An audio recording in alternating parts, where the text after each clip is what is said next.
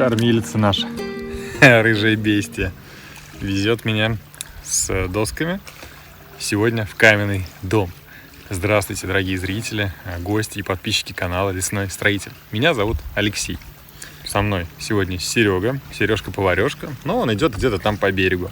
Байдарка не позволяет вместить в себя и доски, и вещи, которых очень много, еще и одного человека. То есть, такая осадка приличная. Сейчас волна немножко сошла на нет, а до этого волны были, и можно было даже перевернуться, поэтому рисковать не стали. И Серега идет просто по берегу с рюкзаком. Большие планы сегодня сделать крышу. Надо бы уже закончить с ней. И, как обычно, заночевать, поработать, отдохнуть, вкусно поесть. Все это обязательно нужно сделать. Садитесь поудобнее. Желаю вам приятного просмотра. Погнали!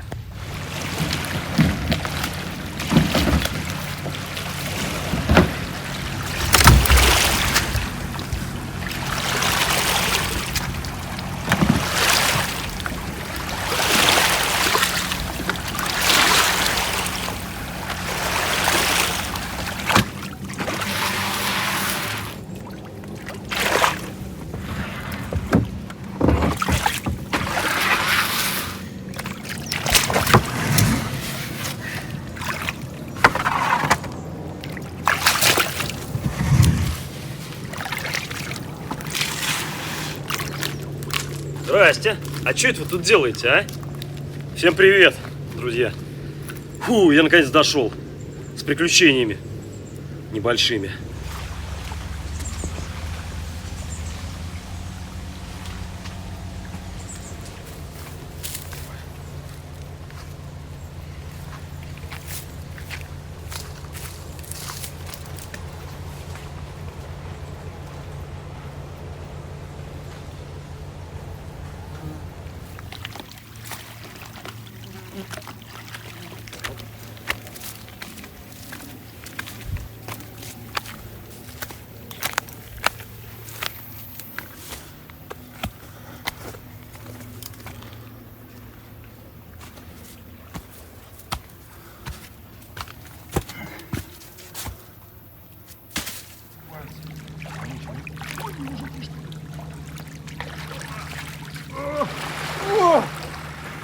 Ох, ядрёный батон. Твою мать. Вода-то холодненькая.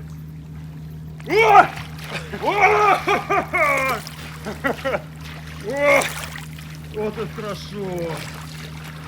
Лепота. У каменного дома нет крыши, и совсем скоро ее необходимо будет сделать. В ближайшее время я поставлю каркас крыши, после чего можно будет приступать к монтажу гидроизоляции и самого покрытия. Если говорить о крыше, то на этот раз мой выбор пал на андулит. Во-первых, кровля гарантированно не протечет 15 лет, при условии, что монтаж выполнен четко и по инструкции. Также мне очень нравится, что андулин не шумит. Дождь или град не станут помехой крепкому сну. Все очень просто. В составе нет металла. Кстати, из этого вытекает еще одно преимущество. Материал не греется. И летом не будет слишком жарко в помещении, как это бывает с крышей из профнастила. Крыша из андулина не ржавеет и не конденсирует. Еще одним важным преимуществом использования Smart Andulin лично для меня является то, что он не экранирует сигнал сотовой связи, что очень важно для жизни за городом. Кровля просто монтируется своими силами, без специального инструмента, с помощью ножа, молотка и ножовки, смоченной в воде или масле. Сам материал легкий. Ее можно легко поднять в одиночку. Саму инструкцию можно легко найти на сайте производителя. Там же можно посмотреть, как материал выглядит на разных домах. В них есть и подробный YouTube-канал. Не забудьте на него подписаться, ведь там много видео про материал, его виды, про монтаж с полезными советами и лайфхаками. Ссылку я оставлю в описании под видео и закреплю в комментариях. Ну чё, надо доделать крышу. Сейчас набью здесь жердей и буду зашивать ее доской, который мы сюда сегодня весь день и катали, в 2 захода аж. В принципе, в дальнейшем, я думаю, крышу утеплять никак не будем. То есть она будет накрыта рубероидом и 2 тентами. Ну, можно там попробовать сантиметров 5 слой земли положить сверху. Но мне кажется, не стоит. То есть для того, чтобы обогреться, будет достаточно и просто обычной крыши. Главное, чтобы работала печь и согревала дом своим теплом. Ну а пока я здесь занимаюсь крышей, Сергей займется стенами дома. Ну, об этом он уже вам сам расскажет, что он тут сегодня будет делать. Так, ну что, друзья, пока Алексей занимается крышей, я займусь тоже немаловажным делом. Мне нужно убрать вот этот мусор весь отсюда и потом начать заняться стеной. Что я хочу сделать? Я хочу загрунтовать и потом покрыть штукатуркой все проблемные места, чтобы стена была, ну, более-менее ровная. Ни в коем случае у меня не учитесь, не смотрите. Я первый раз штукатурю, это мой первый опыт, поэтому я думаю, что профессиональные штукатурщики надо мной сегодня поржут от души. Ну, вот Леха уже смеется. Попробуем, короче.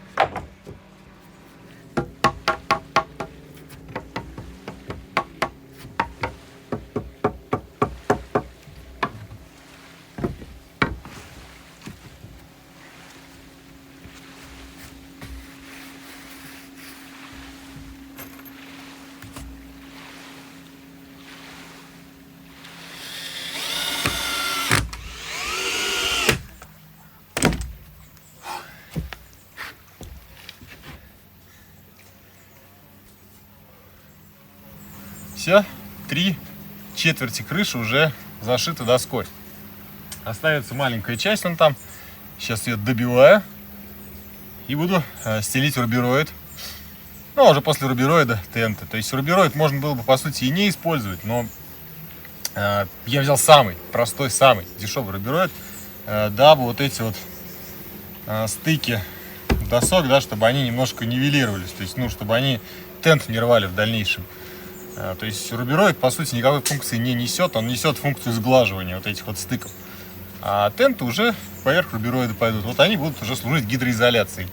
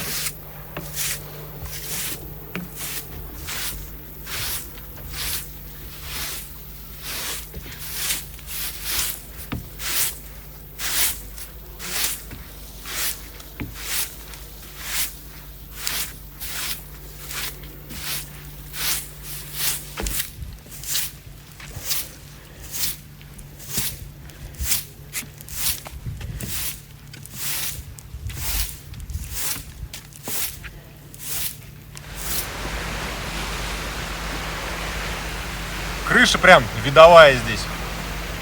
Сидишь, любуешься, корабли смотришь, как проходят мимо. И возникла даже у нас идея с Серегой. А может быть вообще заночевать на крыше? Тепло. Ночью плюс 20. В спальнике запрыгнуть. И вот так вот здесь любоваться ночным небом, любоваться шумом воды, звуком от шума воды, да? Ох, а завтра, наверное, мы куда-нибудь сгоняем отдохнуть на какие-нибудь песчаные пляжи. На том берегу много песка, как я отсюда вижу. И где-нибудь там отдохнем, позагораем, покупаемся перед дорогой домой. Как раз сегодня все грязные будем сейчас. Серега вообще там штукатурки весь уже. Фу. Кто-то там с крыши видами любуется, а кто-то здесь на земле трудится. Так что... Не, ну нормально, кстати, идет. Я первый раз занимаюсь штукатуркой. Вроде нормально. Но покажет только время. Такой вот у меня небольшой промежуточный результат. Ну, это только первый слой у меня пошел. Вот. И, ну, как-то так у меня получается. Не судите строго, вообще первый опыт. Я первый раз в своей жизни штукатурю. Поэтому делаю, как было написано на упаковке, как мне Алексей подсказал.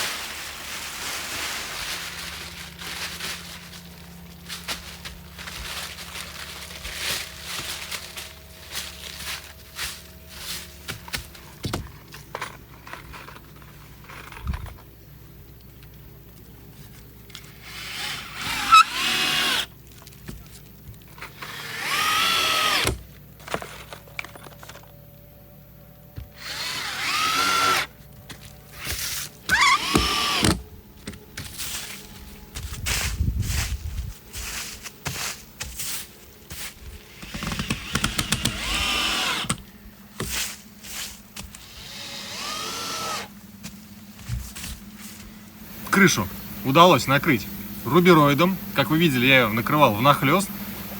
То есть следующая полоска рубероида идет внахлёст сантиметров на 20, дабы, когда будет вода стекать по крыше, чтобы никоим образом она никак не попала туда вот, ну, в эти стыки, да, между рубероидами.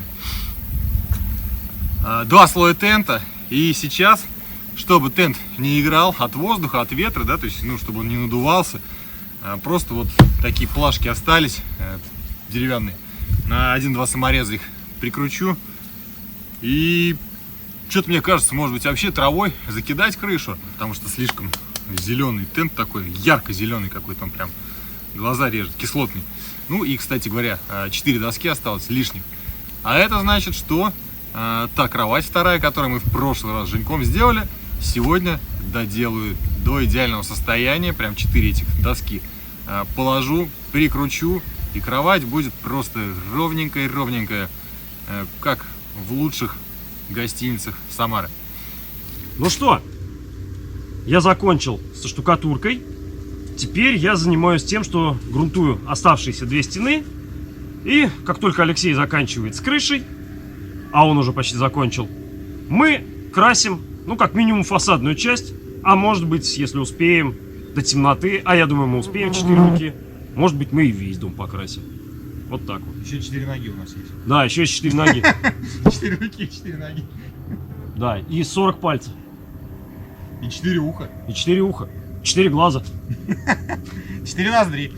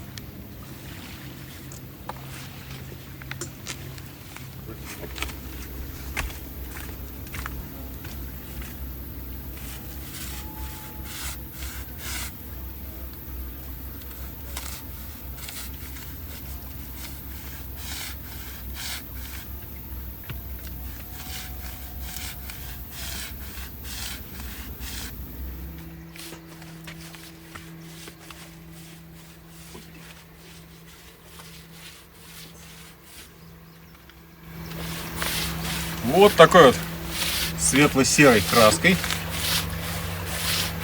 нужно покрасить весь дом. Серега как раз грунтует, а учитывая, что на улице жара, 30-ник, то вся эта грунтовка очень быстро впитывается и подсыхает. И прям буквально 15 минут, я не знаю, и я уже за ним иду.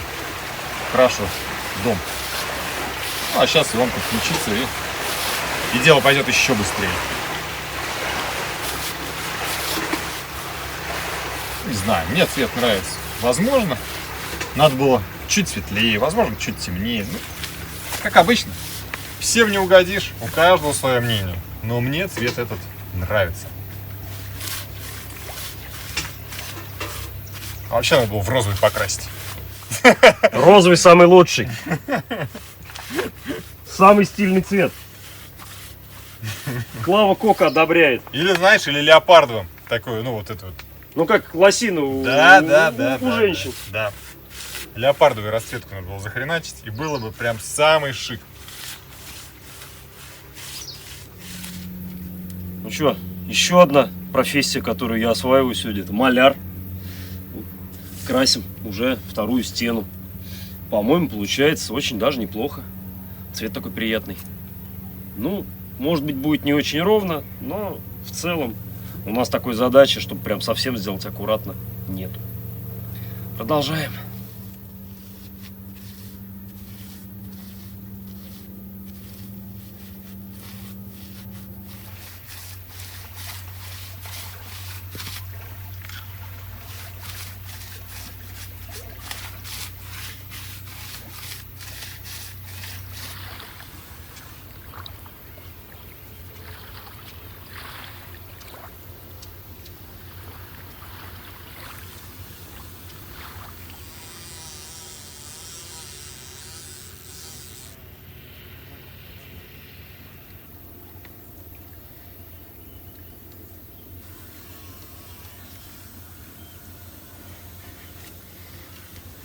закончили с покраской.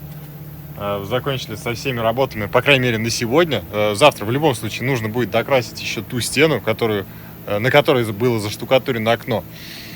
Здесь в некоторых местах вот эти недокрасы убрать. Ну, где-то, может быть, вторым слоем пройтись, покрасить. Все. Займусь сейчас лежаком, а уже потом будем готовить ужин.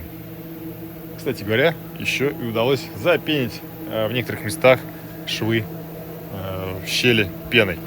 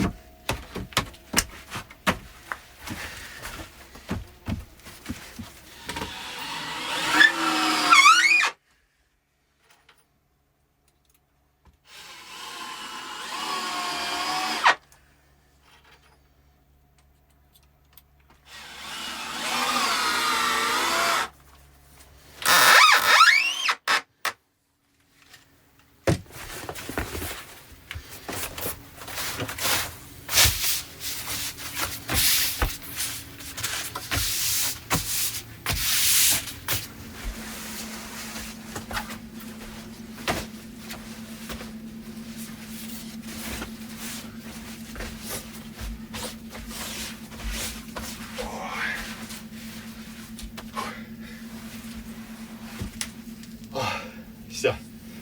В этот раз я буду спать как король. В прошлый раз, когда мы с Женьком были, я спал на том лежаке. Да, в принципе, этот лежак, он все равно короткий. Сегодня по счастливой случайности осталось 4 доски. И все они 1,93 м, где-то 1,92 м. Как раз именно моего роста. То есть лежак, который был, он 1,80 м, где-то 1,85 м. Сверху сейчас прикрутил эти доски, длинные, удлиненные. И теперь я смогу нормально вытянуться. Это радует. Все, отлично. Все дела на сегодня закончены. Наводим порядок, немножко вещи сейчас складываем. Как-то их скомпоновать надо в одну кучку, чтобы еще и Серега разместился здесь, на этом лежаке. И будем готовить вкусный ужин. Ну, а ужин будет готовить Серега. Так что рубрика Сережка-поварешка ждет вас. Поэтому сходите к холодильнику и тоже что-нибудь себе возьмите там вкусненького. Налейте чай, кофе, может быть, что-то покрепче. Нарежьте бутерброды и присоединяйтесь к нашему ужину. Красота.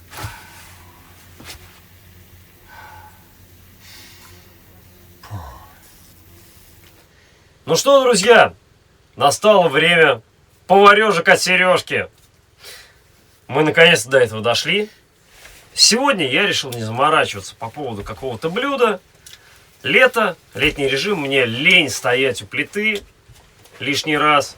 Дядька я уже не молодой, еще давление скакнет. Поэтому сегодня у нас будет на ужин салат. Но салат достаточно такой сытный, нажористый, с мясом. Вот если бы некоторые люди взяли бы куриную грудку, про которую я писал, а он ее не взял. Ну, ладно, мы хоть пожарили мясо. Ну, конечно. И у нас есть колбаса, на то спасибо. Поэтому сегодня у нас будет очень классный салат. Название я скажу чуть позже. Погнали!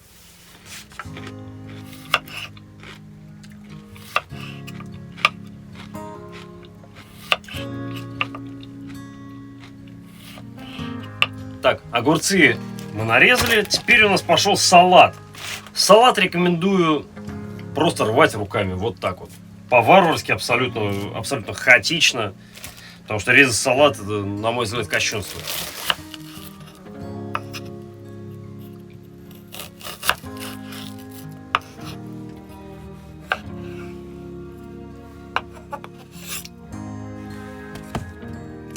Бамс!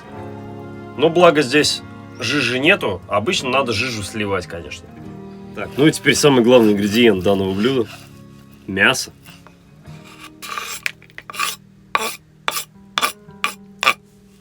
Добавляем соус.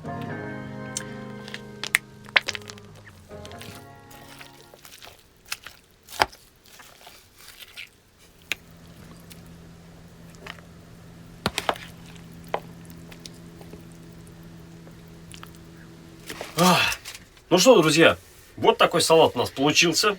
Подача на лаваше. По ингредиентам, я думаю, вы все поняли. Данный салат называется шаурма. Без мяса. Без, ну, почти, да.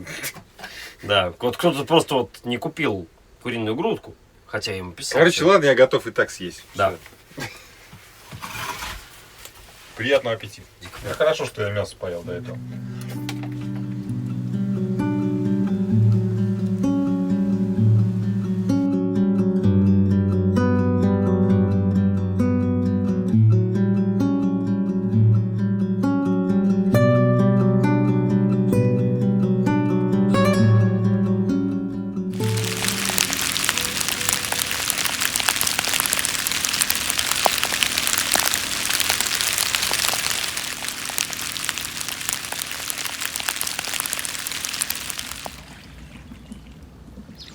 Смотрите, какие у нас гости.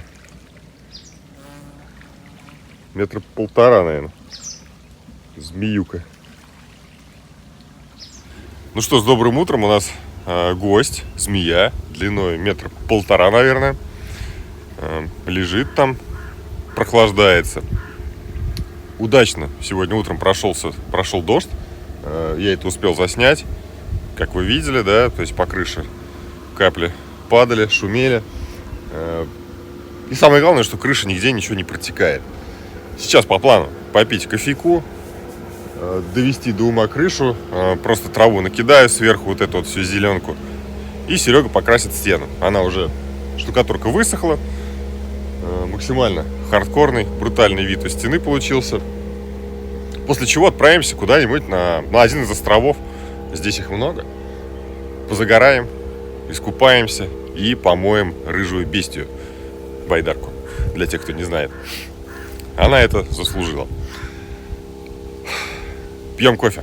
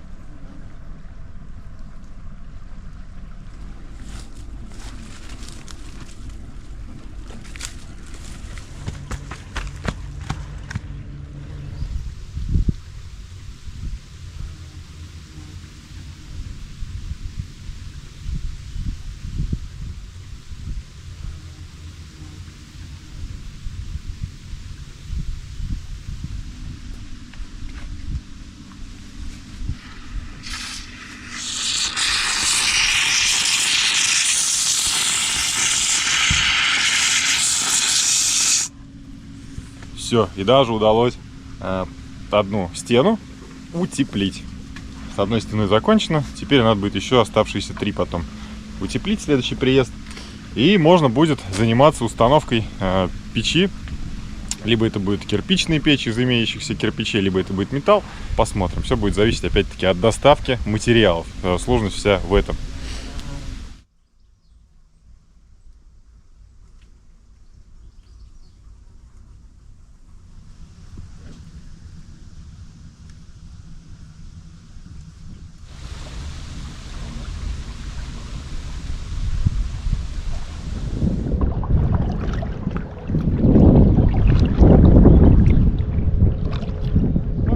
Мы отправились в путь-дорогу в небольшое путешествие на поиск приключений и каких-нибудь интересных мест на будущее. Мало ли, может быть, когда-нибудь займемся все-таки рыбалкой, о которой постоянно пишут и просят в комментариях зрители и подписчики.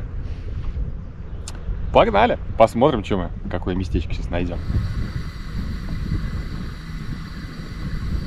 Ну что, на обед или на завтрак у нас вот такой вот супец остренький. Сейчас вода разогреется он на горелке. И будем мыть байдарку. У нас есть ведро как раз, щетка вон. Перевернем, помоем, она вся внутри тут грязная. Ни разу ее мы не мыли.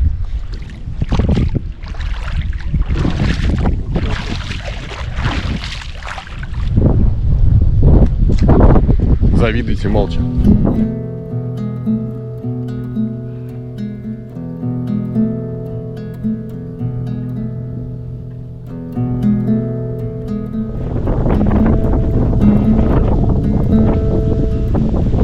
Ну что, дорогие друзья, зрители и подписчики, мы закончили мытье байдарки и отправляемся в путь-дорогу уже домой. Спасибо, что посмотрели это видео. Ставьте лайки, пишите комментарии, подписывайтесь на канал, если не подписаны. До скорой встречи. Это был канал Лесной Строитель. Пока. Пока!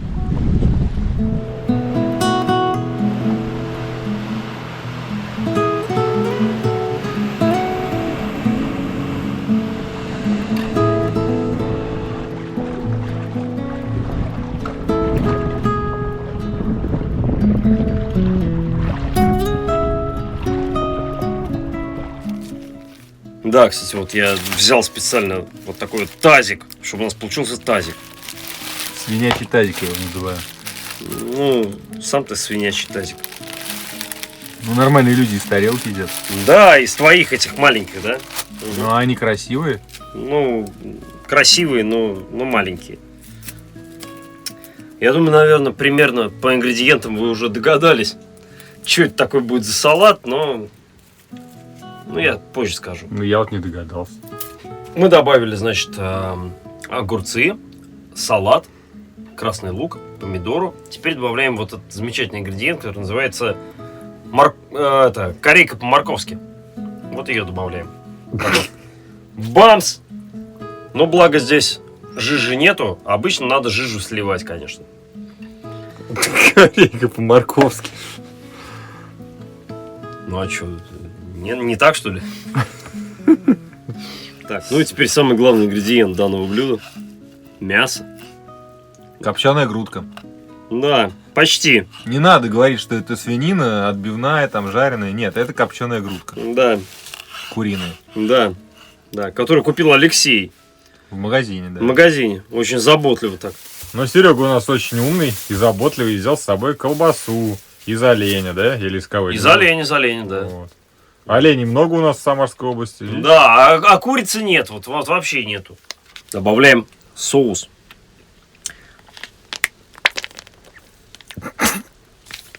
Звуки, конечно, как из общественного туалета. Ну, я думаю, весь.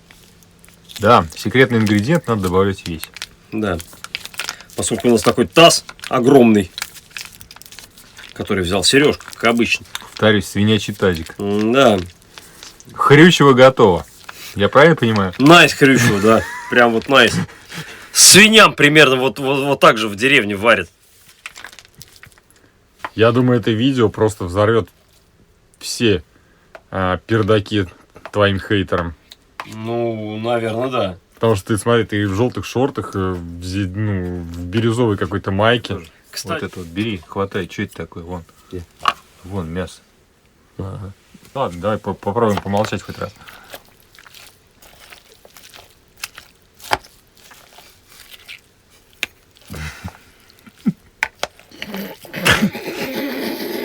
Где фасоль и горох?